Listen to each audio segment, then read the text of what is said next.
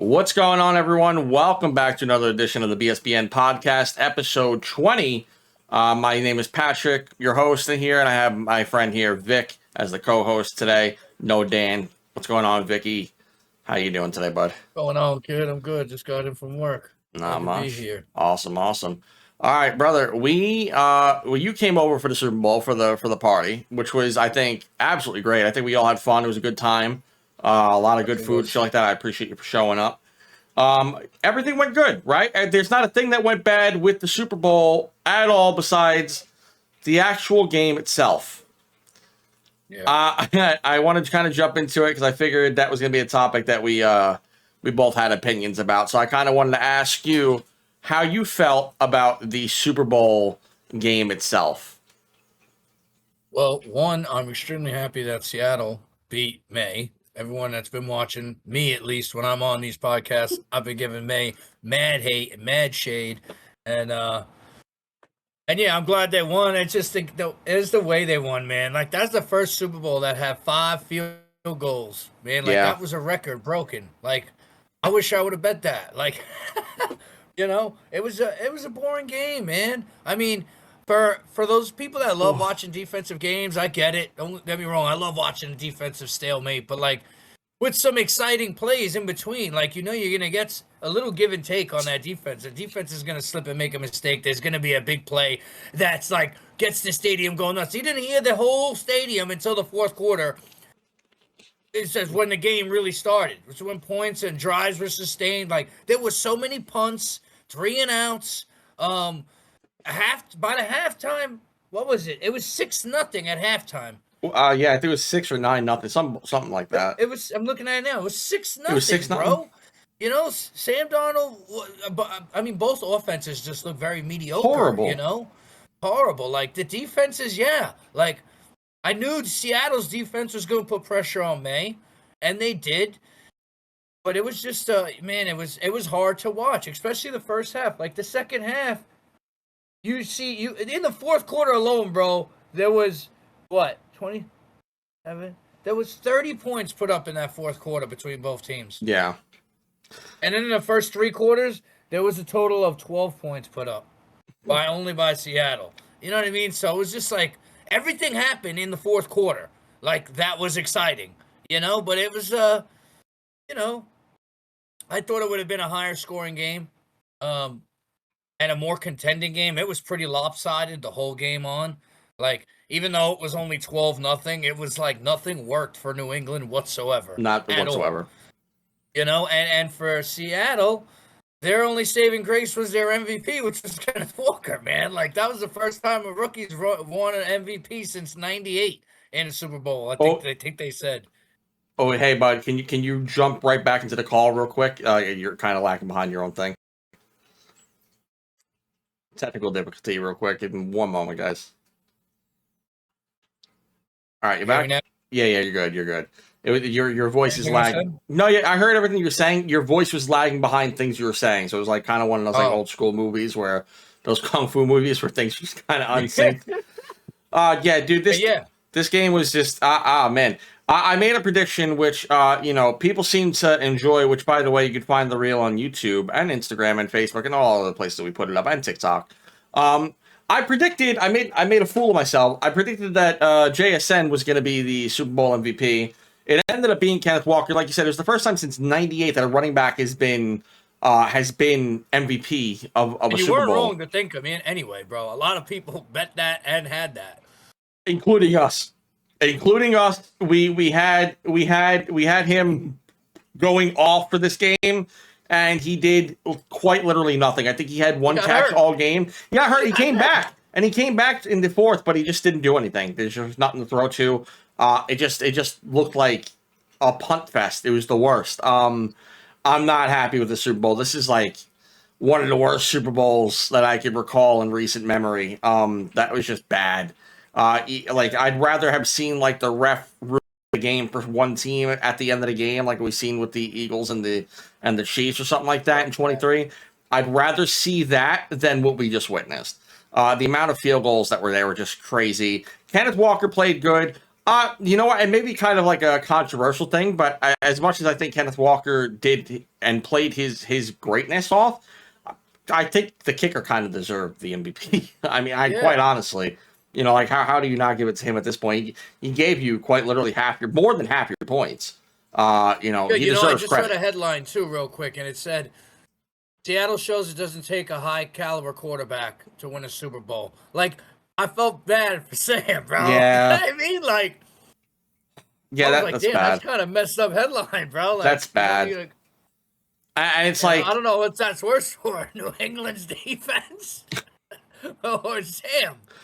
Yeah. And it's just, man, it's just, the defense. I think the defense for Seattle is definitely better than the defense for the Patriots. 100%. I don't even think the defense for the Patriots even played bad. I mean, yeah, the fourth quarter came, but for the most part, though, a lot of the scores, I mean, they even had a pick six or a fumble. I think they ruled it as a pick six, but I could have swore it was a fumble, if I'm not mistaken. It was like a fumble when I looked at it.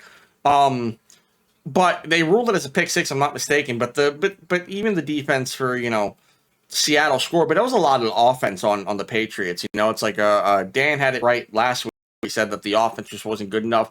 You've been saying it for weeks now that they were just going to not have a good offense, and I think they just ran into a wall that they couldn't stop finally. And it was just about time. I think what we talked about when we were betting that Seahawks had 2 touchdowns in their last 5 games already. Like the defense itself had 2 touchdowns in 5 games already. Yeah, and that was their third one. It came up big again.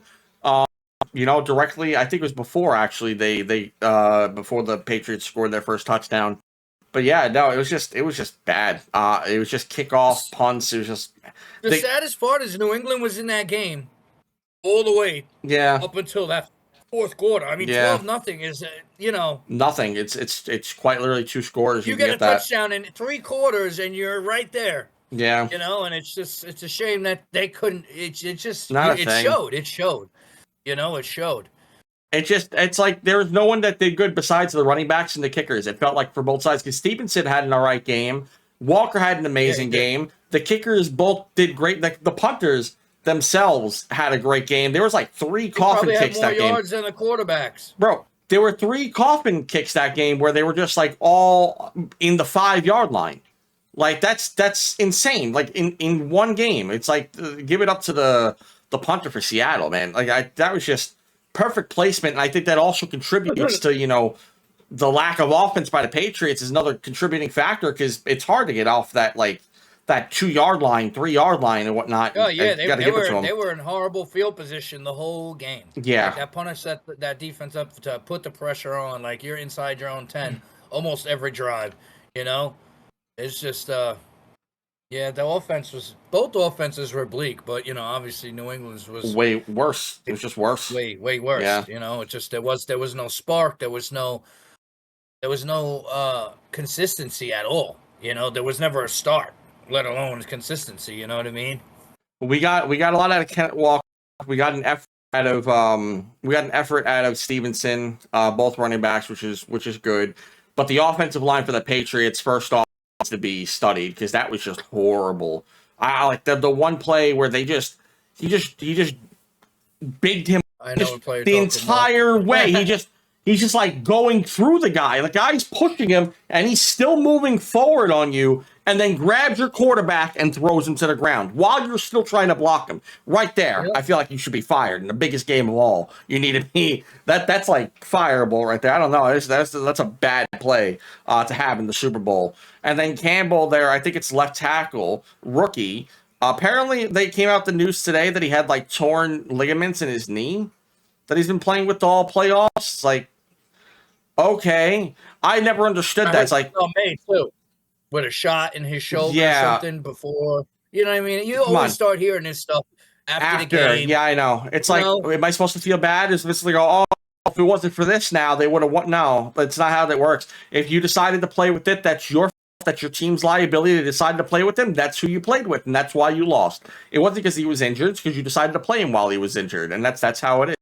You could play with a backup left tackle, probably got the same exact result, if not probably even a little bit better. But that was just not needed. The rookie going in there, and if he's really got torn ligaments in his knee, getting ran down the entire time, 6 sacks to 2? You can't have that. You can't have that. That was atrocious by New England. We did know that D line though was going. Incredible. I mean, we did a couple of pre-Madden games, all right, and sacks stats were pretty similar, and we did vice versa games, all right. Yeah. We know this defensive line was gonna come out, 100%. We just didn't know how weak the O line of New England, how much they were gonna hold up, and they came out. Everyone was getting sacks. It wasn't just one guy. No, they was moving around. Everyone got one. It was part of the line was dominating, and then the backups, the defensive backs back there too. So either they're getting rushed or they're out there just really good, doing good coverage. We didn't see many flags, which I think has been a running theme throughout the playoffs in general. Not a lot of flags, maybe some crucial ones. Because you would have think, but there wasn't much plays to be calling flags. Yeah, you know what I mean. Yeah, there was no offense. Yeah. I want to know what the time of possession for both defenses versus both their offenses was. It was probably night and day. It was bad. Sam Darnold didn't have a best game at all. That was definitely one of his worst games I've seen him play this season. He looked like prime Jets, what's called Sam Darnold, and not Seattle Seahawks. His halftime stats, I think it was like 7 for 22 with 65 yards, bro. I was like, not good. Not good. And the weather didn't play a part. It was beautiful. No, it was in the 60 degrees over there. You can't blame nothing on that. People were in t-shirts. It was fantastic. And then Drake May ended up finishing with 300 yards. That makes sense. But in a snow game the week before, I don't know. Make that make sense. How the hell did Drake May finish with 300 yards when we had no offense on that team? I just don't understand. It all came in the fourth quarter, apparently. It feels because he definitely didn't have anything otherwise. In the fourth quarter. The whole game started in the fourth quarter. Yeah. It ended. I gotta ask real quick because it was in the middle of it. How do you feel about Stephon Diggs? Do you feel at this point is he a number one receiver? Do you think that New England still needs someone in that number one spot that could overtake? Because I just don't know right now. I think so. I mean, I think I read something that they are looking to renew or keep him on. I mean, I think he can still be a productive receiver. I don't know if he's a number one, though, anymore. Now, maybe he needs to get another year under his belt with May and the system. But, I mean, going off of his season, that was the main guy scoring-wise. You know what I mean? I don't know. I think they could benefit from getting an all-star receiver. I think they should be more worried about their offensive line, though. Yeah. You know what I mean? Because it showed heavily there. The defense is not the greatest, but they contended fairly well. But I don't think getting another receiver would hurt them. Maybe they don't get another number one. Maybe they get another guy that could kind of combo off of him. I don't know. It's hard to say. Does May want a deep hole receiver that can go out and make a play? Is that going to make him that much better? Or would he rather have a kind of a short guy like a Debo who's versatile and can power horse you, get you yards? It really depends on where his play improves. Does it improve with a kind of receiver that is flashy and electric and can go out and make these plays? Or does he do better off with just another consistent route runner that can get to where the ball needs to be thrown and get you yak yards, So, but I definitely think they would benefit getting another receiver because other than Diggs, I don't really know. Yeah, Douglas out there. There's no star power on that offense. Not much at all. Not much at all. We won't talk about it now, but I mean, just kind of like devil's advocate here. There are 2 wide receivers set to hit the free agency that have not been signed yet. One of them has been basically granted he's going to the free agency before the free agency starts, which is Brandon Ayuk. And then as well, counterpoint, his old buddy Deebo Samuel has not been renewed from the Buccaneers. So there are 2 possibilities here that you could possibly look into for them.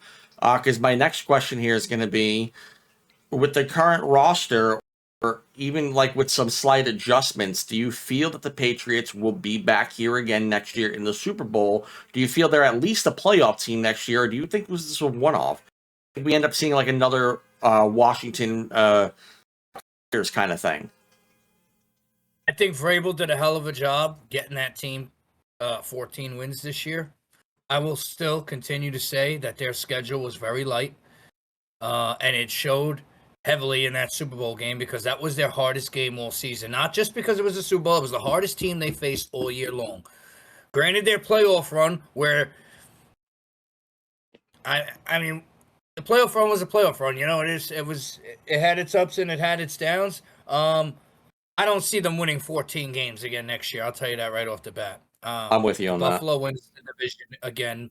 I mean, that's tough to say too. I don't want to. We're gonna jump into that topic shortly anyway. Yeah. But I'll stay off the Buffalo right now. But I don't see them winning 14 games again this year. I'm not counting my Jets out either. You know what I mean? They cleaned out house. I'm not saying they're going to contend for second place, but I damn sure well know they ain't only getting 3 wins this year. They got rid of all that toxicity in that locker room. They cleaned house with players, and they cleaned house with all the coaching staff.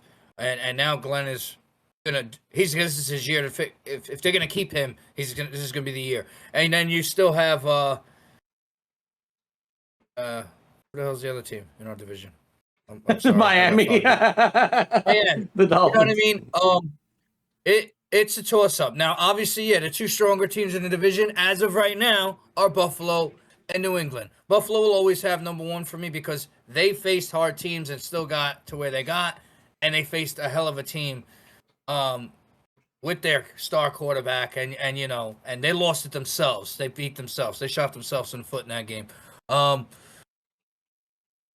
I don't know if they do everything that they need to do. It really depends on the schedule, bro, because they could come out and start next year and have a rough first 6 weeks. Like we didn't get to see them. We seen them play under 500 teams every time they played throughout the year. They played 1 or 2 teams that were 500 or over throughout their whole season. That doesn't take much to be better than a team that's 500 because that team clearly doesn't have it all together. Let me go and see you play a team in week 5 that's 5-0. So I'm not taking nothing away from Vrabel. They did a hell of a job getting there this year. I think their schedule was light. Do they need some work? Clearly, it showed big time in the Super Bowl on the offensive line. All around the defense looked fine. So, there's definitely additions they could make to keep them in talks to continue to do the division, or they could flop and do exactly what the Redskins did. The Commanders. Yeah, sorry. Commanders. They should still be the Redskins. That was my favorite. What's it called? They're scheduled next season. I don't know if you've already seen it, but they do have a harder schedule next season. Oh yeah. All the teams are out. So next year they verse it's not released when, at least as far as I know, but I know the teams they verse. So right now with the teams that they're going against, very hectic. So this is this is going to be the hard part here because they verse Buffalo obviously home and away, Jets home and away, Patriots, and they verse Miami home and away. Their other opponents that they're going to be away for are the Chicago Bears, Kansas City Chiefs, Detroit Lions, the Jacksonville Jaguars, the Los Angeles Chargers, and the Seattle Seahawks. And then at home, look at those teams right there, and that's on the road. That's a way tougher lineup. Go check their schedule this year, and they didn't it's get a much any of those harder teams. thing. And then at home, they still got to verse. They got to verse the Broncos. They get to verse the Packers, the Raiders, but we'll see how they are next year, especially if they end up picking that Mendoza. The Vikings and the Steelers, which those are kind of like toss-ups at the moment, but they got a pretty damn hard schedule next season. Yeah, that's a pretty hard schedule. That's a way different schedule than they just had. Yeah. Just those away games, man. Yeah. Are you kidding me? Those are all playoff contending teams that they're going up against. Those teams are not going to be 2-3 or 1-4. Those are going to be teams that are surging through, playing hard, physical football. They got to be ready for that. Especially bounce back. That's another thing that the league's not like right now. I don't think anyone's kind of talking about is, next year. I mean, no one wants to discuss it because we hope that this kind of died out into the ground. But the Chiefs are one of those teams, just like we also still have the Ravens and whatnot. All these other teams that didn't make it last year or this last year now that could, come back and make it again next year with the resurgence. We'll see. Big time. Yeah, so that's going to be something we have to discuss. From when he got hurt. I think Patty Mahomes is going to come out with the illest chip on his shoulder, like Brady type. Trying not to curse. I don't know if we made the 5-minute marker. We're past it, yeah, but I still want to try to maintain it if possible. If you don't know what we're talking about, by the way, so we're trying to make sure trying to get some monetization here, and YouTube said no because of our cursing. So we're trying to a little less. But yeah, I agree. I think he's going to come in with the chip on his shoulder. I don't want to make this about Patrick Mahomes really too much because it's Patrick Mahomes. I think everyone's sick of talking about the guy anyway. But I mean, I think he's coming with the chip on his shoulder. We'll see how it comes out next season. But the Patriots, for me, I just don't know right now if I'm looking at them. I doubted them this year. They made the Super Bowl, right? I'm going to make a bold assumption that with their schedule coming up, as we just discussed, that they're probably not going to make playoffs this upcoming year. I'm going to make the bold assumption. You call me a hater if you want, but I just don't know if they're making playoffs this upcoming year with the schedule that they have. It's going to be pretty rough for them. It really depends on what they do in this offseason, bro. Yeah. What they do in this draft. That's really good. Give you a better picture. So we'll see. We definitely will see. A lot of football left. It just really started again. Yeah. It's like they always say the football season ends in February. No, the hell it does not. The football season ends you get a break. You get a break. Yeah. Because once that free agency market hits, it's another thing. Once the draft comes, it's another thing. Once you get past the draft and the free agency pools kind of die down for a little bit, then and then here we are next season and we're back. It's a quick break, bro. Yeah. It's not long. Especially nowadays because that we get it back in August now. So it's another thing. We get the season back in August, like late August now, not September to begin preseason, which is really nice. Just like August, here we are, preseason, question mark. Cool, I'll take it. But yeah, no, it's another thing. So I did want to talk about this upcoming, speaking of the off season. We have already had some coaching changes amongst the league. Quite a few head coaching positions have been filled. Offensive, defensive coordinator positions have been filled. We've talked about it, throughout the year, that there was a lot that was going to be changing around. We have Harbaugh on the job. We have Saleh and Daboll, both New York former head coaches, on Tennessee.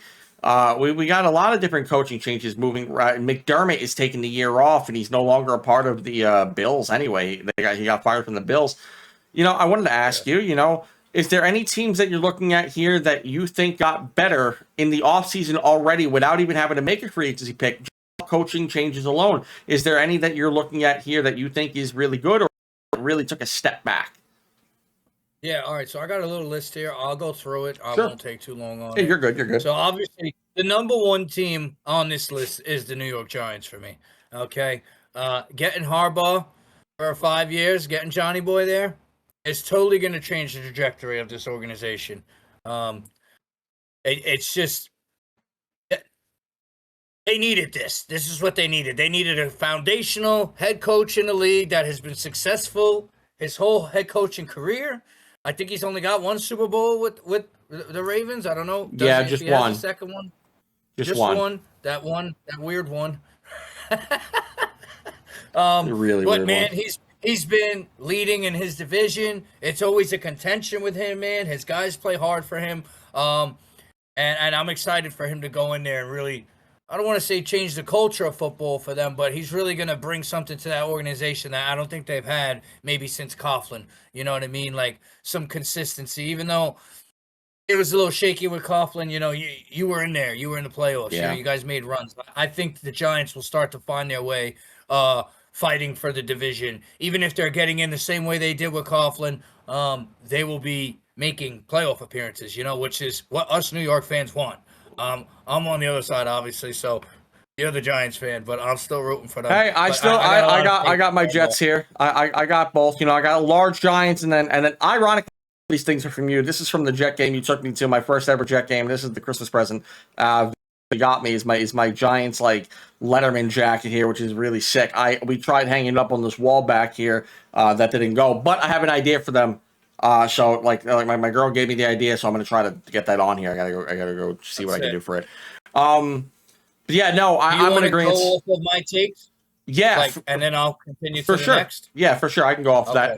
that. So with the Giants, I think as well, because that's actually a good idea. You have the list already. The Giants, for me, I think are one of the top teams right now. Like not in the league, I'm just saying, but coming off of like coaching changes that are going to be at their best. Because not only did they get Harbaugh, they got a new offensive coordinator out of Matt Nagy from the Kansas City Chiefs. So they got the Kansas City Chiefs offensive coordinator mixed with Harbaugh, the defensive genius.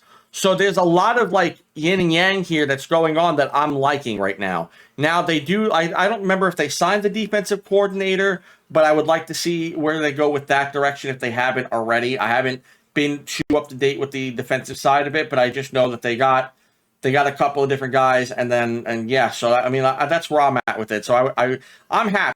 I'm very, very happy that they managed to get a new offensive coordinator, a new head coach and whatnot. And I think it's just a lot of good stuff happening here with the Giants, and I'm expecting big things out of that alone. That's another thing I just thought of too. Like, look, Harbaugh worked with Lamar, mobile quarterback. Yep. This guy worked with Mahomes, mobile quarterback. And Dart's got that mobility to him. I would call him a mobile quarterback after year one, honestly. Yeah. Maybe he was forced to be in that role, but these guys can really sculpt him in utilizing that mobility in the right way, while they're focusing on generating him to become a pocket passer in the future or in the next seasons to come. So that's also another thing to look at. The next team I had up here was the Titans. Oh, yeah. Positive. A very big positive with Salah joining them. I'll tell you right off the bat what's going to happen there is that he will build you a great defense, okay? He was with the 49ers. They had a great defense. He wasn't a head coach. He was DC. He went to the Jets. Brand nothing there. Jack nothing. Made a top 3 defense in the league for 2 years or 3 years running until the downslide. He went back to the 49ers.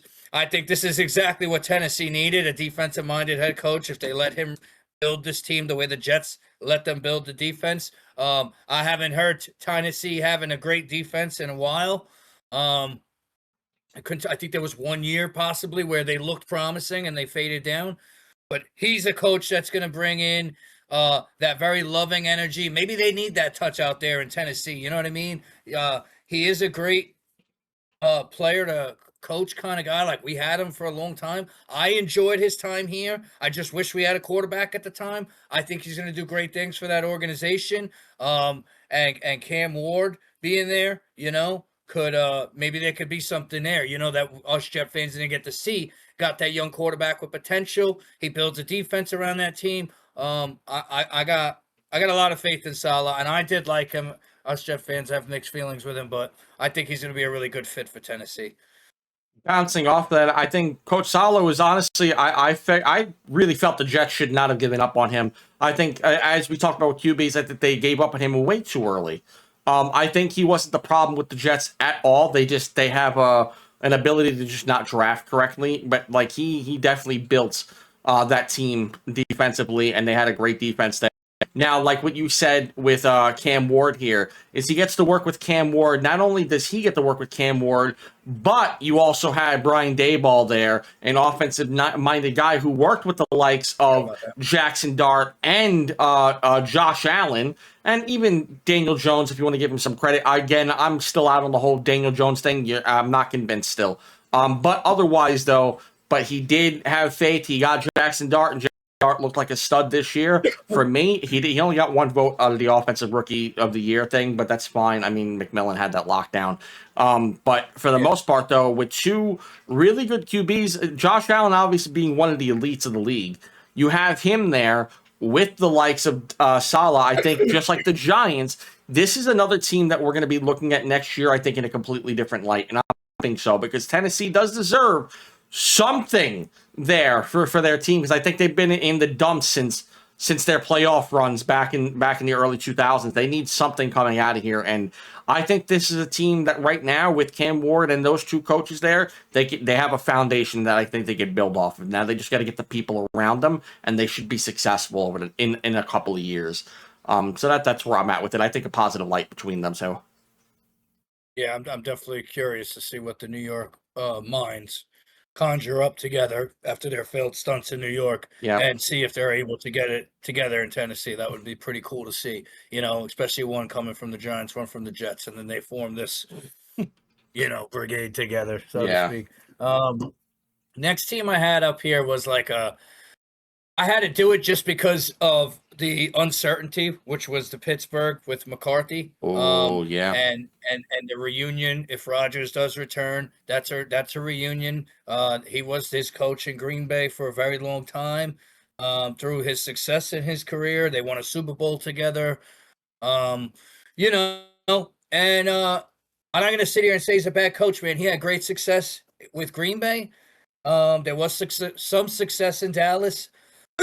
With some demise as well. I think I don't put it all on him, obviously, but he is the coach, and I think this is a fresh start for him in Pittsburgh. They definitely needed a veteran coach, I would say, especially after losing a guy that has gotten them consistently winning records for such a long time and losing Tomlin. So I don't think they could have went in a better direction than going for a seasoned veteran head coach that has been with great teams and has also, been on the other side of the ball too. But I've had more winning seasons than probably a lot of these head coach candidates that they could have selected. As far as the Pittsburgh Steelers go, I think this move is not even meant for next year. With McCarthy being there, I'm excited for them for their future, but not for next year. Especially if Rodgers returns. I feel like even though he did, the only thing I think kind of disagree with you in is he has been there with Aaron Rodgers for a very long time. But my problem is they did not leave on good terms in my eyes. Like I feel like there was a lot of tension, a lot of bad blood between the Packers and Aaron Rodgers to begin with, and I feel like the head coach possibly played somewhat of a role in that whole decision making, or at least in the bad blood that happened between the two. So for me right now, I'm looking at it as if Rodgers returns, can they mend the hatchet? Have they already buried the hatchet? Is it done? But I am excited for McCarthy to be on that team because I feel like this is something that we haven't really had in Pittsburgh for a long time, which is more offensive-minded kind of direction rather than a defensive. They've been a defensive juggernaut the entire time that Tomlin's been there. I mean, you look at all the greats that have come out of there. You have Polamalu, TJ Watt, Hayward. There's a lot of guys that were under that rule that, a lot of defensive guys there. James Harrison, there's a lot. But offensive talent, there was a couple, don't get me wrong. But Tomlin, I feel like, was a more offensive-minded guy. Just kind of like Harbaugh was for the Ravens. And now with McCarthy being there, I feel like it's a different change, a different pace in direction with the Steelers, something they've lacked over the couple of years. They didn't have since they had Roethlisberger. So I'm looking at this as there's a new change, new sheriff in town. I think if they decide to develop a new QB, McCarthy is a guy they could look at to do so. So if Rodgers does return, I simply think it's going to be because it's going to be a placeholder for their next QB that they're going to have coming up. And I think there's probably one better to draft a QB right now than McCarthy with the Steelers team. And I do like the pickup. I am happy about that at the very least for them. And, I think the Steelers have a bright future ahead of them with him as long as they stick with him.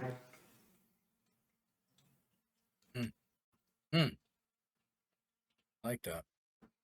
Yeah, let's see what happens, man. For sure. I had all right, so this is probably my main negative one. I'm pretty sure you know where I'm going here with this one. This was the Bills. Getting rid of McDermott. Yeah. Parting ways. It's hard to replace consistency in every aspect of your game when it comes to a head coach of his stature and what he's been able to do there in Buffalo with growing and grooming Josh and that team to consistently be in the playoffs. Yeah, granted, they missed the Super Bowl every time, or just by a game, or just by a play, or just by a second. That's very hard to replace, though, and that's a lot of pressure to put on. I don't know who their name of their new head coach. I forgot his name, but that's a lot. Those are big shoes to fill. He's got to go in there, and yeah, maybe the team doesn't respond the same way that when he's coaching, or maybe they respond better. Who knows? I'm just saying, like, what you got out of McDermott, and you got consistent ball play, consistent winning seasons, consistently make the playoffs. It's kind of like that. It's a top tier coach to me. Getting you to the playoffs every year. With the teams that they come up with and the play and the schemes. So I definitely think they take a hit, losing out on him. I know he's taking a break for the season, same as Tomlin. I don't know what the future has for those guys, but I definitely think those are some big shoes to fill for this new head coach. And I can't say I wish them all the luck because they're in my division. So, he's got a big task ahead of him. Yeah, so the head coach for the Bills is now Joe Brady. He was the offensive coordinator for them already. They promoted from within. So he's over there now as the head coach, which I don't think is bad, but it's still not McDermott. I think McDermott was definitely not the problem with this team whatsoever. I'm sorry, Bills fans, hate me if you want, but the entirety of the problem of the playoffs this season was Josh Allen. So I don't think McDermott deserved any of the blame for what happened in that game against the Broncos.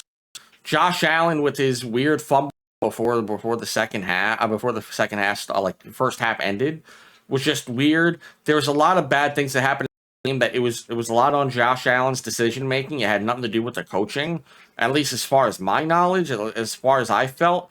So I mean, like, that was just a bad game that was definitely not his game. That was not a good game by him, and I think that McDermott took the consequence for it because they haven't reached the Super Bowl, and I think it was just a lot was riding on the legacy of Josh Allen, so they said, why not? Let's just blame the coach and just take him out of the equation, and maybe that'll subside some of the talk going around Josh Allen. And I'm like, it didn't work for me. That doesn't change anything. McDermott wasn't the issue. Anyone with two eyes and a brain can tell it wasn't McDermott.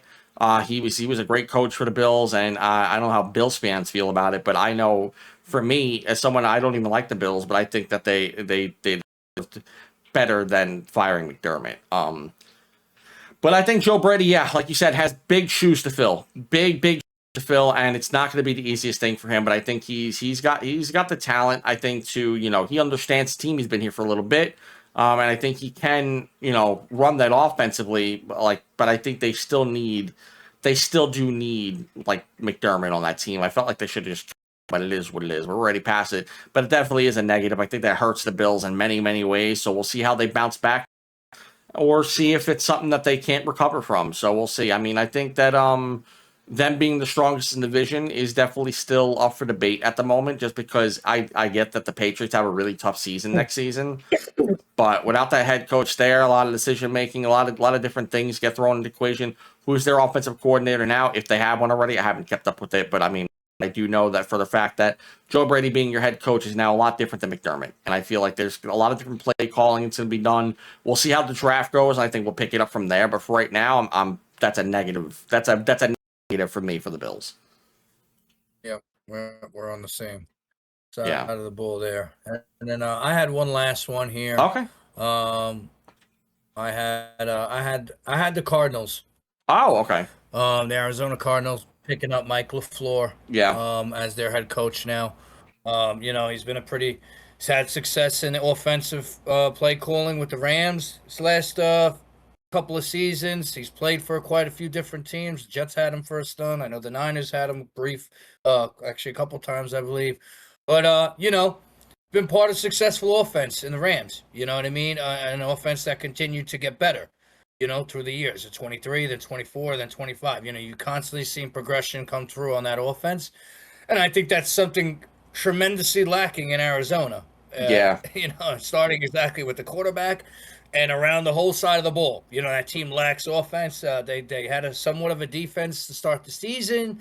But, your defense, it can only carry you so far when your offense is dragging that far behind. You know what I mean? Like your defense can win you games if your offense is keeping you in games. It's not going to do everything for you.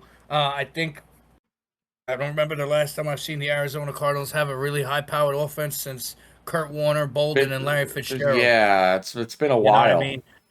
That's the last time I seen them have some kind of high-powered offense that could go out there and generate some points on a good defense, and then you takes off pressure from your defense if it's whether it's good or not good, too good. So I'm excited to see him going as a head coach, and maybe he can bring in something there, bring in an offensive mindset, a successful winning offensive mindset, and get these guys on. Get them with like a winning mentality. Maybe they go into the draft or in the off season, and he has some influence there that can spark something for this offense. I mean, I don't know the quarterback situation. I'm sure it's still Murray. I don't know. Future will tell what they do with that situation, but I'm optimistic to see if he can go in there and turn this team around and maybe get them to find themselves on offense, or because they struggled heavily this year and they struggled tremendously on offense. Yeah. I'm in agreement. I think that, the coaching decision was great. LaFleur is a good coach, and I think that he's going to come out and bring some much needed life into this offensive side of the ball for this team. I would like to see them go into this draft and pick up a QB. I don't know how Arizona Cardinal fans feel about that, but I think they should go for a QB of some sort, because I don't think Kyler Murray is your guy. I just right off the bat, but I don't know. Maybe they want to invest in some other pieces around him before going into it. I mean, look what happened with Bryce Young. Bryce Young had a season this season, so maybe they just kind of build around them and see what they could do. I'm not really sure. Maybe different play calling might give Kyler Murray a little bit better of an edge. I don't know. But when you have guys like Marvin Harrison Jr., who's one of the better prospects that came out of that 2024 draft, as well as Trey McBride, who had a hell of a season for a tight end, one of the best, if not the best tight end in the league, at least as far as fantasy goes, at the very least, with receptions and the amount of yards he's gotten. He played one hell of a season. So for me, I think like you have some pieces to build off of thereof. I just don't know if Kyler Murray is your guy. I think they still need to decide, and whether they go with that direction or not is going to be really telling in this draft and this upcoming free agency, which we do have quite a few picks here. And even if you feel it's like an offensive line thing, they have an offensive line is coming out of this free agency as well. There's quite a few pieces that have not been re-signed, especially from the Ravens we're looking at. But I mean, just as far as coaching goes, I think the coach having LaFleur there is definitely a much needed energy that Arizona has not had before, and I would like to see them get into it. But you did say that was your last team, right?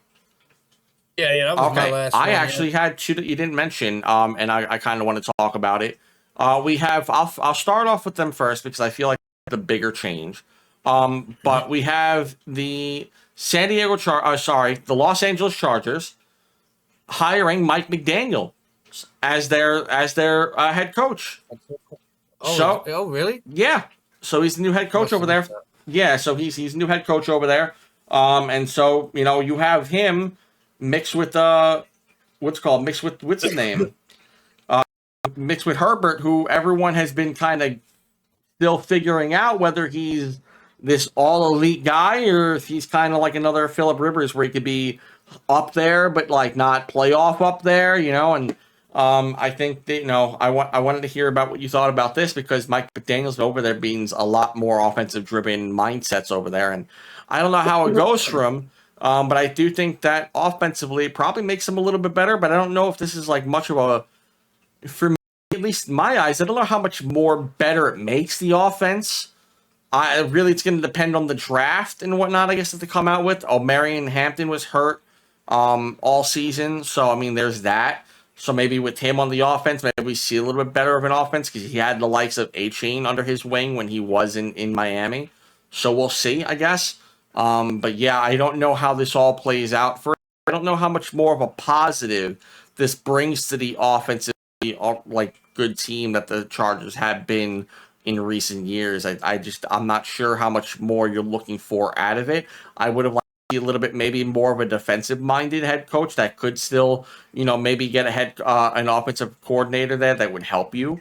But just I don't know. This is personally my feelings. I don't know how you feel about this one. You can disagree with me. It's perfectly fine. I just don't like. I don't know how to feel about this one. I think it's a positive. I'm gonna. It really depends on how much leeway and how much input he has on that offensive side of the ball. McDaniel, the coach, because I know he usually works with the coordinators, and they can really jumble up a play call, not a playbook. You know what I mean? I'm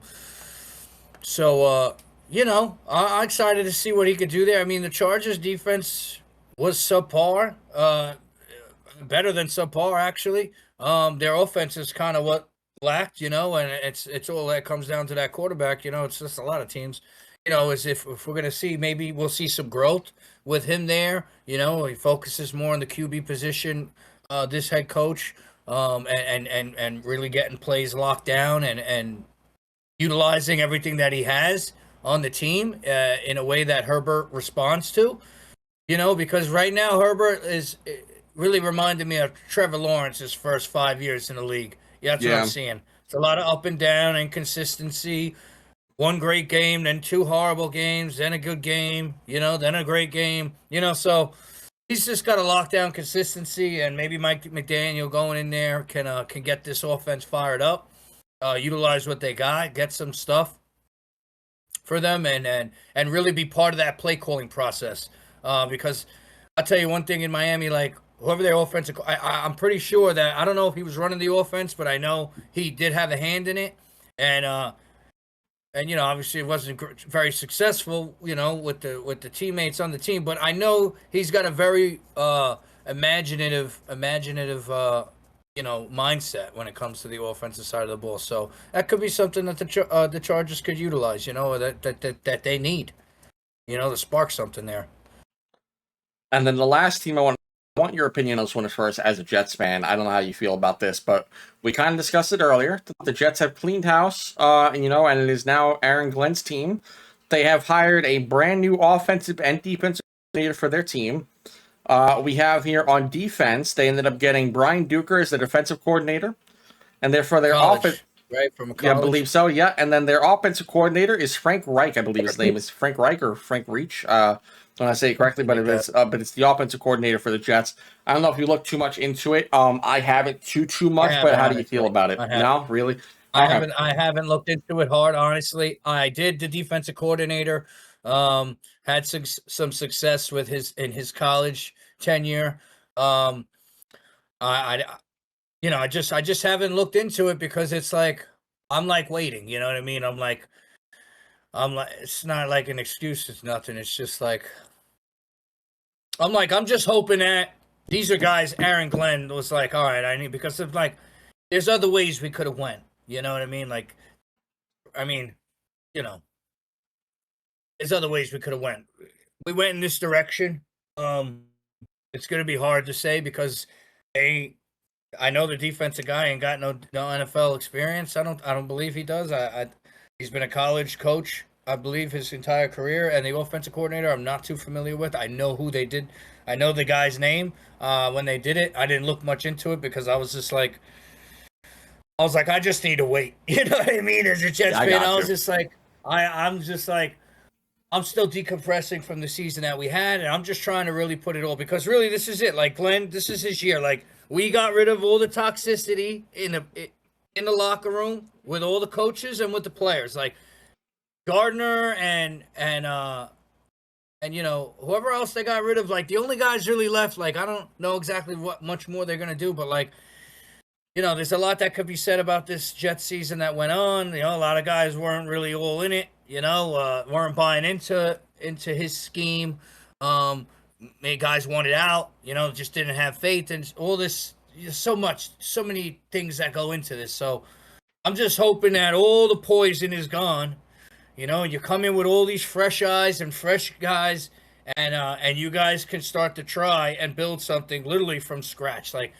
I was hoping that's what it was going to be this year, but there was still a lot of leftover baggage remaining from the Saleh era, Quentin Williams, and I don't want to call them baggage. They're great all-star players, you know what I mean? But it's past baggage, guys that are living in the past, like maybe we ain't good enough. That sometimes something small like that being said can really turn the trajectory of your season just by thoughts.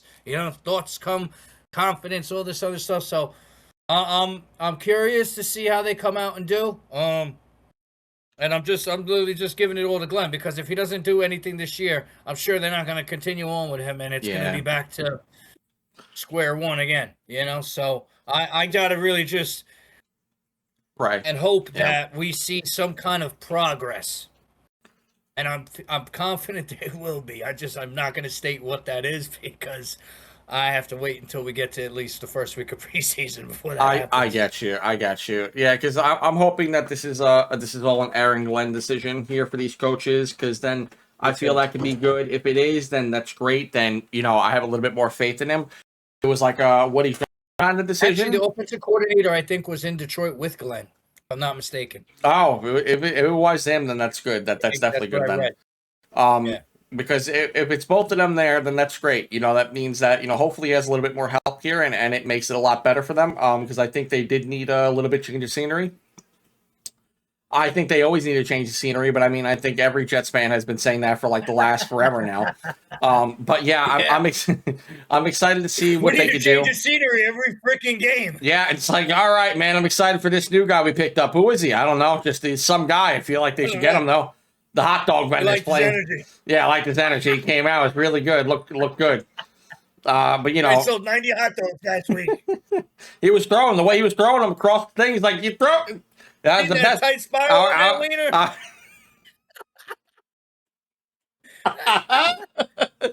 Oh my god. Yeah. So for me, I'm kind of excited for it. So I would like to see them come up with something good here for this team. I think they just need something that's going to spark this team to anything right now. And I think if they themselves have any decision making as far as this upcoming draft goes, and Woody Johnson gets the hell out of that room, then I feel like there's a chance that you could possibly see an upside. But anytime that man touches anything, though, you might as well just rule it off as bad. It's horrible.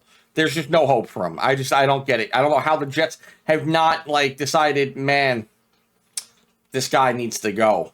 I don't know how this is not a thing still. I don't get it. I know. The fans know that for sure. It just doesn't makes no sense to me. Yeah, I know, unfortunately. But yeah, so I'm just saying, I just think that there's I think it's something. It's something a little bit different. So I'm curious to see, just like you. I think I need to wait a little bit. We'll see how they do in the draft. We'll see how combines go. We'll see how the OTAs and everything like that work out in the off season and whatnot. See what they do in the off season, because they have a lot of money. We'll talk about it soon. We'll definitely talk about it soon. It's coming up right around the corner. So when we start hearing news about it, we'll go into it for sure. That's actually something we got to talk about. But yeah, that's all for the NFL. I think that's thank you to the NFL for their 2025 season. I do think it was a fun one. The playoffs, especially on the NFC side, was really, really damn fun. And I think we have, hopefully in next season, we'll see a lot of different changes with some of these teams that we had mentioned as far as their head coaches. Hopefully we'll see some kind of different landscape in the NFL coming next season. Especially, I'm hoping this team right here and this one, I'm rooting for them too. If they reverse in the Super Bowl somehow, then I'm going for this one. But otherwise though, I'm just happy to see anyone just from New York, because I'm kind of sick of it. Most of all, the team we're rooting for is right here. Yeah, exactly. That's the team right there. That's absolutely the team that we're rooting for, 100%. But yeah.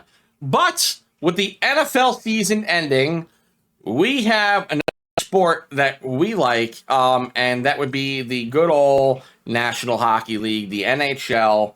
Hell yeah, brother. My favorite sport. I've been waiting for this as much as I love the NFL, because I do love football as well, but the NHL is my bread and butter. This is like the topics that I personally and that I want to go into.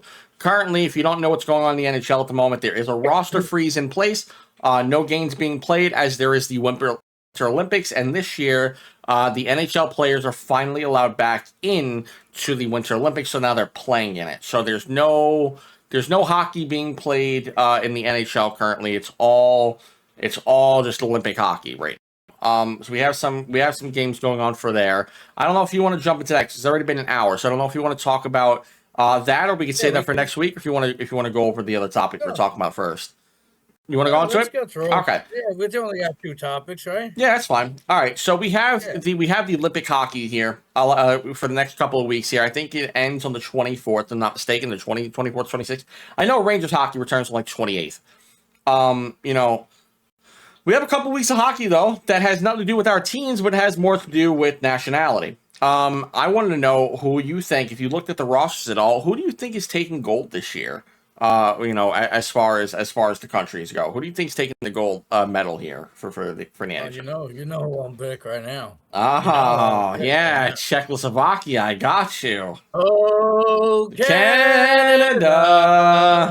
Oh, native land. Canada, Yeah, definitely. bro. The odds say it's so, and the roster says it's so, bro. Come on, you know the Canadians are the best damn hockey players in the whole world, bro. Yeah, Come on. You keep that roster? I'm definitely a proud American. Don't get me wrong. I love America, but what's called, definitely some things want to change. But I'm a proud American. But Canada's got it on lock. I don't see if anyone beats this team. Absurd, bro. Oh God, All-star team right there. Canadians will never hear the end of it if America wins the gold this year. They will never hear the end of it. Never. It's just crazy. So I would like to see how this goes, because we kind of got a taste with that when it came to the Four Nations, and we seen what happened there. So I'm kind of curious to see how this goes here too, because the Four Nations hockey, if you haven't seen it, you got to go back and watch it somewhere if they have it anywhere online. That USA versus Canada game was probably the best hockey I've witnessed in so damn long. It was one of my favorite things in the world, and it was fantastic. So I would like to, hoping that's kind of more of the way it is in the Olympics. I'm sure it won't be as chaotic and hurtful, but I think there's a lot to play for. There's a lot at stake because America has been not there, but they're catching up, kind of like they're getting a lot. America's a lot more reached out. When it comes to hockey, we are getting it more and more in areas that we typically didn't. Even in Florida, for God's sakes, Florida's been in the Stanley Cup and won the Stanley Cup like the last 6 years in a row already. It's ridiculous. No, not in a row, but for the most part, the last 6 championships. Living out there for one of those wins. Yeah, he was there for the Panthers, and that was just like watching that game in man, got the name of the place, but it's a big spot in Florida. But he was there for when the Rangers lost to them in the Eastern Conference Finals, which ruined my life. If you don't know, I'm a huge Rangers fan. Vic actually is a Pittsburgh Penguins fan. But for me, I'm a huge Rangers fan. Been diehard since I was born. Quite literally, still have my infant outfit from when I was just a baby in my drawer, because I still have the bleed blue all day, man. I've been all about the Rangers since birth, man.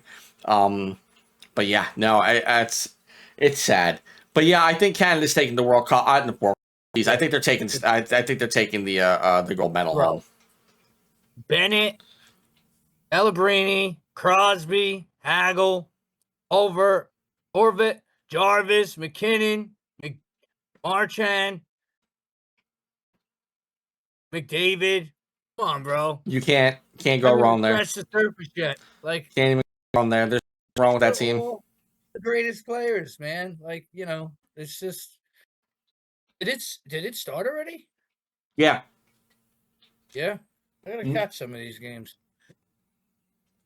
They're great. We can watch them together, bro. They're fun to ship. Yeah, I bet they are. Ship. What's it called? The Olympics. Right back onto the ice, anyway. So. Yeah, it's a good way to transition because there's a break right now, so you can kind of get to see, some of your favorite, like Crosby having one hell of a season. We'll see how he does in Olympic soil here. But I mean, I'm curious itself. The ice is a lot bigger in the Olympics, by the way. So, so when you see that, it's going to be a lot. You're going to be like, why is the rink so wide? It's a lot different than NHL ice. NHL ice is a lot smaller, a lot condensed area of play. So we'll see that. But yeah, I think this is great for the Olympics. No better time to have brought this back, especially after the Four Nations. The tension's already there. Loving it. All right. There's a lot of controversies which I won't touch on personally in here because I don't like to go over. I'm not going to go over a lot of the political statements that go on with it. But Russia is not here, which Russia would have had a star-studded roster if they were. So that's one of the teams I won't touch on. But I mean, for the most part, though, Canada right now is by I think the best team in the Olympics. I think America's got a great team too. Don't get me wrong; they have a great team. They just don't. JT Miller is on that team, and for me, I'm a Rangers fan. I'm telling you right now, JT Miller does not belong on that ice, especially with this season. Especially if he's hurt. Don't get me wrong. Again, he doesn't. He just does not deserve a spot. So I mean, if you're not going to have Adam Fox on that ice, you don't. He does not deserve to be on that ice. I'm just sorry. He's not there. He's not there. But Canadians down doesn't matter the age group. 18-year-olds on there. You have 26-year-olds on there. You have 38-year-olds on there that are better than a lot of players in this league right now. And I think it's going to show. Canada, for me, runs away with it. I want to see a good game between them and America. I would love to see that. But I just think it's just too much. Too much for it. I think Canada ends up taking away. Proud American. I'm going to root for America because I'm American. But I just think Canada steamrolls everyone at this point. I don't think there's a lot of teams that can compete with them. Sweden probably is going to take the bronze. I think Sweden has a great team as well. One of my favorite prospects actually comes from Sweden this upcoming season. We'll talk about that on later videos, though. I'm going to go into more of that, especially with prospects I feel the Rangers can get with the number 1 overall draft pick this year, baby. But yeah. So, yeah, we're headed there, dude. I'll talk about that on later videos, later podcasts, whatever the hell it is. But I'm going to be doing a lot more Rangers content come to the channel soon. But that's how I feel about it. I think the Olympics definitely. Rangers with the first pick, Penguins with the cup. Whatever. I'll take it. Do it. Rub insult to injury and have that veteran-ridden team win the Stanley Cup. And that'll be all more the reason for us to be angry at the New York Rangers because it's coming. It's a coming. I'm highly doubting. I'm putting you right there. I'm still highly doubting it, but I mean, knowing your luck, they'll make it somewhere. Knowing your luck, they'll make it. Come on. No one thought. Speaking of, right? No one thought, and then we had the goalie swap between Stuart Skinner and Tristan Jarry. And Stuart and started out shaky, but then since then, Stuart Skinner's kind of been like the best goalie in the league right now. So come on, bro, come on, can't make that up. But now there's another break because we're on the Olympic break now. So now there's another break happening in the NHL. So there's we don't know how this break will go. We don't know if this will simmer him down or not. But I mean, how are you feeling about Pittsburgh with the trade deadline? Let's go into that. The Olympic break ends, I think, on the 28th is when hockey comes back. I know it's for the Rangers. I don't know about any other team. I haven't looked at the schedules really, but it's somewhere between the 26th and 28th, I believe, is where the schedule changes here for them. But we're gonna be like 1 week away from the trade deadline. I believe it's March 6th this year for the trade deadline. Are the Pittsburgh Penguins buyers, sellers, or do you just feel like they should stay where they're at right now? Do you like where they're at? What do you feel they should do? What's the direction you can take them? I love where they're at right now. Like you said, I don't know what this break is going to entail. If they pick up the momentum and keep firing on all cylinders, they had that shaky start when he got there, and they've been able to really lock it in going into this break. I mean, I love where they're sitting right there, right now. I don't know if I could say they're buyers or sellers. I mean, if there was an area of improvement that I think could use some work, it's definitely the face-offs. They're sitting middle of the pack of the league right now. And I don't know if there's a prospect they could bring up to help, with the face-offs, or if there's someone they can get that can add some help when it comes to face-offs, it's only gonna strengthen their unit, or maybe just give Kindle some more time, and let him get in there. But I like where they're sitting, man. I really hope that they come back with the same exact energy and play, because it was like a night and day difference, bro. It was horrible when he got there, that goaltender, and then it just everything started getting better. Obviously his goalie play has been phenomenal. It's been a big part of the offense being able to get up, the defense playing good, just playing with grit. You know what I mean? Like winning games, bro. Like any way possible. And it starts with him right there in the net. And I think they just started to feed and buy into this. Like, yo, we can do this, bro. Like he's holding us down and we holding him down. But I mean, I think if there was one area of improvement, it'd be the faceoffs. Just have more possession with the puck. And create more opportunities. But I mean, their defensive play has really been like the greatest thing that I've seen. Like more than anything, like they just play such well defense. For the roster that they have too. So I mean, I like where they're at. I think if they could make an improvement, it would be on faceoffs, whether it's adding an additional center or giving someone extra minutes who's a little bit who has a better success rate at winning faceoffs, to give you some more chances with the puck in your hand, more time with your puck in the hand. So but yeah, I like where they're sitting, man. I hope they come out rolling with the same steam they had before the break. For me, as far as my team here, with the New York Rangers, I'm gonna go more extensively on this on like a solo video, but I kind of touch on it here a little bit, with a little bit less detail. But I'm still gonna give, I don't want to take up all the time. Vic's got to talk to, and I want to just like take up the entire spotlight here because this is a subject. If you know me, I can go on a subject for about 50 minutes just talking nonstop, like over and over again, just about this topic because this is a big one here for me. But I am going to just go into it just straight up that the New York Rangers are going to be sellers come the trade deadline here when it does come back. We've already traded Artemi Panarin away. I was not a fan of Chris Drury's trade and how he went about it. I think Green Tree is an all right prospect. Right now he's got 48 points right now in the OHL, and I think it's 37 games or 30 games, something like that. So he's doing all right with a +9. He's got 24 points, 24 assists, 24 goals, 48 points, which I'm not mad at. I don't think that was the bad part. I do think that they needed to get more for the Artemi Panarin trade. I was looking for a first out of them, or at least another prospect, even if it was going to be a first. No matter how you swing it, a third and a fourth in Green Tree, not enough for him. I don't care what the circumstance was. Even if the Kings didn't want to take that offer, we still had a couple of days and we knew people were going to want to go to him. Even if he only wanted to go to the Kings, he could have swung something. Another prospect. There's been quite a few. I made mock drafts before. You can check out anything that I put up on Facebook and Twitter. I usually run the BSBN accounts. So you'll see a lot of the posts that I make on those websites or whatnot, or any other social medias about my thoughts about the Artemi Panarin trade.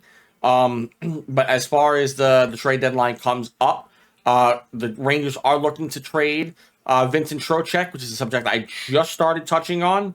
And I believe that I love Vincent Trocheck, don't get me wrong, but with the retool that's taking place with this team, especially that they're tanking, I would like to get as much assets as possible. Like a mid-tier prospect would be nice, or even a first-round draft pick by itself. As much as we don't really need the draft capital right now, we need more of the prospects that are ready to go. But I think right now it's going to be where they try to go. They're going to try to go more. They're going to try to go with more of a prospect kind of thing rather than picks. If they were going to go for prospects, I think the main place that they could go, because he has a 12-man no trade clause in his contract right now, limited.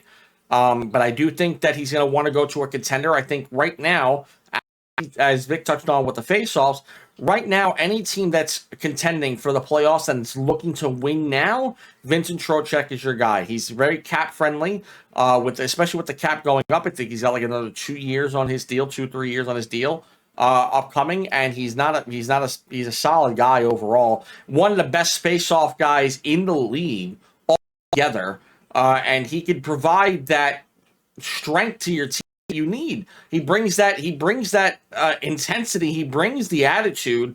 He gets the face-offs. There's really no one better than him at it. I think for me right now, if I'm looking at a team that to trade him to, would be Minnesota. I think the Minnesota Wild are definitely a team that I would look after if I was Chris Drury. And if the Wild were looking to win now, which I feel like they should, yes, they do have prospects and they would be looking to win later as well. But I think there's no better time than now for them. They really need to start get going now. Kirill Kaprizov is doing great. Their goalie's playing great. Everyone's playing great on that team. You have Quinn Hughes there. Get Vincent Trocheck and try to win that Stanley Cup this year before cap hits start hitting and you start losing guys. I think right now, even though you have a window, I think you need to start trying to win right now. And I think no better than Vincent Trocheck would be a guy that you have on your team. But they need to sell. Rangers need to sell. He's another one to go. Schneider on defense, a guy that I feel should go.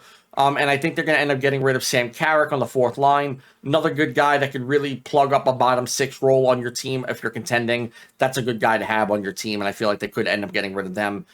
And potentially, even though I know a lot of Range fans are going to go after me for it, Alexei Lafreniere, I don't feel should be traded, but I do think that most fans want him gone, and I feel like there is a possibility that we could see the first-round draft pick, number 1 overall of 2020, being traded off this team. Most likely, if it were to happen, I think the rumors have swirled around to Seattle Kraken in exchange for Shane Wright and possibly someone else, or it could just be a 1-for-1.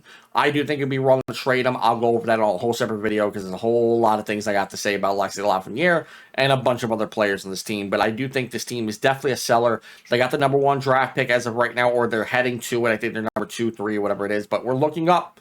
We're looking up. That's definitely good. Get down there. Retool. Get your asses down. Get your butts down there. And make sure you're down there. Unbelievable. You ruined it. I know. I ruined it. It took us an hour and 10 minutes to get there, but we got there. But yeah, get down there. Get that number 1 draft pick if possible. Pick up McKenna. They dropped the charges on the whole assault thing that happened with him because, the video footage came out about it. And then, if not him, get Ivar Stenberg from Sweden, from the SHL. Get anyone, but they need a top offensive pick this year. Do not get the defenseman. Do not get Ivar. Do not go for him. We do not need a defenseman right now as our top priority pick. Please get an offensive guy, Rangers. I am you. I don't care how many people say they want him. Do not go after the defenseman. Get an offensive guy right now. No, I didn't hear what rumor. What rumor? From the Rangers? Oh, no, I didn't hear what's the rumor. They were going to sign a defenseman out of retirement. His name was Zdeno Chara, bro. Oh, yeah. Grab him, and they'll probably give him a 5-year contract. Knowing them, I can't stand it, dude. Oh, my Lord. But, yeah. But Rangers definitely sellers. And that's where I have them. Sell it. Sell the house. Sell the house. Get rid of it all. Retool. Do what you got to do. But this season is abysmal. I can't wait for it to end. I'm pretty much just watching this. Well, I watch it every year, even if they're bad. I'm just one of those guys that do that. I can't. No. No. I would like to go just to see Crosby. I've seen him, but I would like to go, see him again before he retires because we don't know when he's retiring. Especially because never. Oh, okay, well, I mean, Ovechkin might retire after this year. We don't know. It could be this year or next for sure, but slow, bro. Slow, but he does have the record now, which congratulations to Ovechkin. But yeah, no, Crosby. Crosby, I still think think he got it. I don't know. It's just like he's still firing on all cylinders. Still got it. Come on, look at this season. Come on. If you had to choose right now to build your team with, you have to take them both in their prime. Which one are you going with, Crosby or Ovechkin? Crosby. No, hesitation. I feel like I'm the same way. Player, bro. Yeah, I'm the same way. He may be a great goal scorer, but he beats you in everything else. I'm the same way. I think that Crosby is the better player than Ovechkin. Can't buy that IQ from anybody, bro. Not one of the highest IQ players in the league in all of history. Now, I'm not saying best players of all in history, but definitely one of the highest hockey IQ players in the league is Sidney Crosby, and I hate him. But I, especially as a Range fan playing against him for 20 years, sick of him. But I mean, or 19 years, I guess, right? He's 19th season, or he's only now 19th season, I believe. He's in what? Takes how I felt as a Jets fan with Brady being around. There you go. Essentially, two goats of the sport, really, just coming out. I mean, my guy happened to come out with 7 Super Bowls. Yeah, I mean, well, I mean, that's why maybe we'll talk about that next week. But I was like, wanted to talk about we don't have to talk about it right now because obviously we're an hour 15. We've kind of touched on all the topics we wanted to talk about. We wanted to talk about like maybe sport is the hardest to win in and why. But I feel like that's something we could all talk about. Like you, me, and Dan, we can have a kind of healthy discussion about that and discuss why. Unless you want to go over it now, time we can go now if you want. But like I don't know, but like what's the hardest sport to really get into and win a championship in? Because I think a lot of people say the NFL because football is one and done. You lose, you're out. You win, you're good. Hockey, they say you could bounce back. Basketball, you could bounce back if you have a bad game. And it's like, Oh no, it's kind of hard. I'd have to sit and think on that one. all right, so we'll talk about that maybe next week or whatnot. We'll try to go over that. That's a topic for next week. That could be something fun to go over. I think so. I think we can talk about that. There's a lot of arguments that can happen between it, but I think there's a lot of good stuff that can happen between that. But I'm okay with that. It could get real juicy. Juicy, yeah. Did you have a lightning round, or are we all for that? No, we're still in the lightning round stuff. We are definitely still in the lightning round stuff. Because it's called, what's it called? We went over it last week too. Dan spoiled it, but I guess he's not here this week, so it kind of works out because he actually gave me a lightning question for last week, which was who was going to win the gold medal. I was like, bro, you already know we're talking about that next week. Why are you doing this now? He's like, I just want to know. I was like, all right, and then he's like, yeah, I'm not showing up next week. I was like, great, thanks, Dan. Appreciate you. Now he's got some bit serious life stuff to go with. So this year we're actually going to go over. We went over lightning question. By the way, thank you guys so much for watching. Do appreciate you. But lightning round for this week is out of the teams that we discussed so far for the offseason in the NFL, who has the highest chance of making the playoffs out of those teams next year?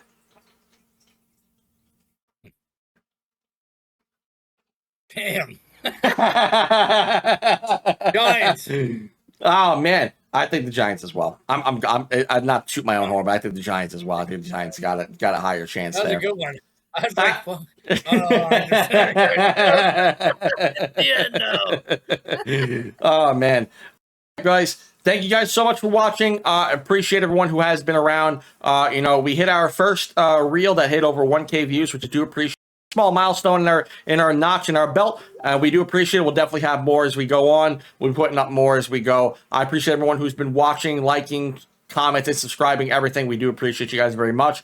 Don't forget to like and subscribe to this video, though, if you did enjoy the content. And we will see you guys next week with another rendition of the BSBN podcast. Have a good day and enjoy yourselves. Peace out, Vicky boy. Peace.